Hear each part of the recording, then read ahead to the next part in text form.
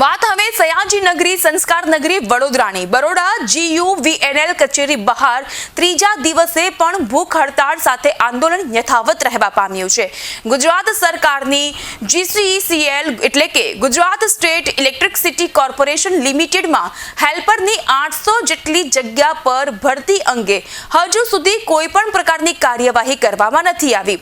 વીજ કંપની અને સરકાર દ્વારા કોઈ પણ પ્રકારની ભરતી પ્રક્રિયા હાથ ધરવામાં નથી આવી, જેના પગલે રાજ્યભરમાંથી આવેલા 100 થી વધુ એપ્રેન્ટિસ ઉમેદવારો રેસકોર્સ ખાતે વીજ કંપનીના ગેટ પાસે છેલ્લા 3 દિવસથી ભૂખ હડતાળ પર બેઠા છે।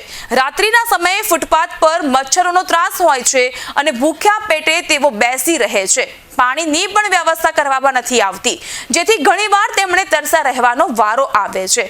ઉમેદવારો હવે બેરોજગારીથી એટલી હદે ત્રાહિમામ પોકારી ઉઠ્યા છે કે મરવા માટે પણ તૈયાર છે। સરકારે ગત વખતે 10 દિવસમાં પ્રશ્નોનું નિરાકરણ લાવવાની વાત કરી હતી, બાહેંધરી સરકાર દ્વારા અપાઈ હતી।